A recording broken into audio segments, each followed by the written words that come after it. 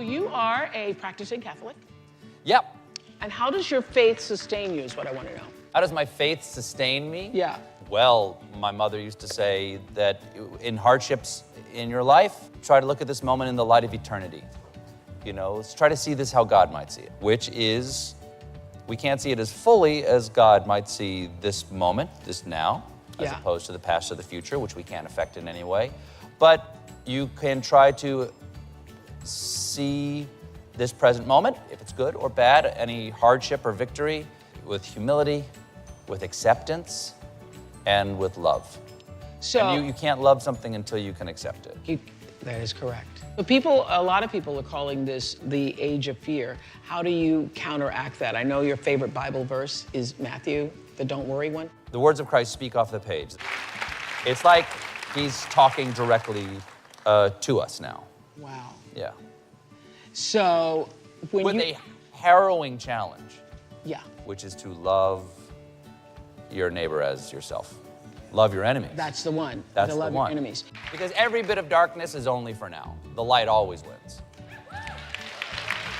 What would give me hope, and what to a certain extent does give me hope, is that I for years was wondering what happened to socially conscious music. And I missed songs like, top 40 songs, like, come on people now, smile on each other, everybody get together, try to love one another right now. That love is not a bad word, that we can say love, or I love you, or love is the every only God. Like, to say that love is the most important thing, and to mean it without embarrassment. I mean, 6 months before my show started, Spike Jones, the great director and pretty good actor too, he came by, he just said, do you need any help starting your show? And I'm like, sure, let's talk. So he just came by and he interviewed me 6 months before my show went on the air about what I wanted the show to be. And after we've been on the air for a while, and he actually sent it to me this past year, he sent those notes back to me to say, I want to remind you what your intention was. And one of the things he said that he sort of circled or pointed out in it was, I don't know how to do a nightly comedy show that's also about love. But I'd like it in some way to be about love. And there's so many different ways to express that, I suppose. And that's always... That's what you had said. That's what I said to him in the interview, which he showed back to me. I think it's interesting that you set an intention for it. Yeah. Yes. I lived through that. I lived that. I lived that. Yeah, yeah. And then you start and you don't know how to find it, and that gives you all kinds of... But wasn't that helpful? Not knowing the way helped you find the way.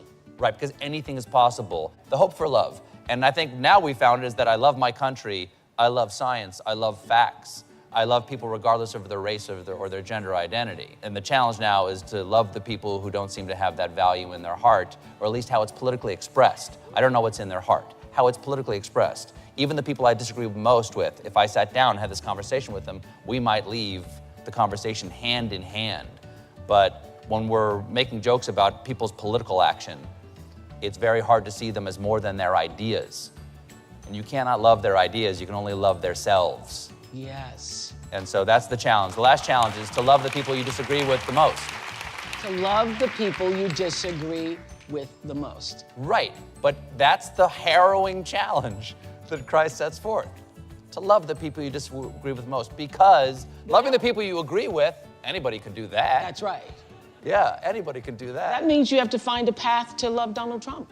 Yeah, that's true.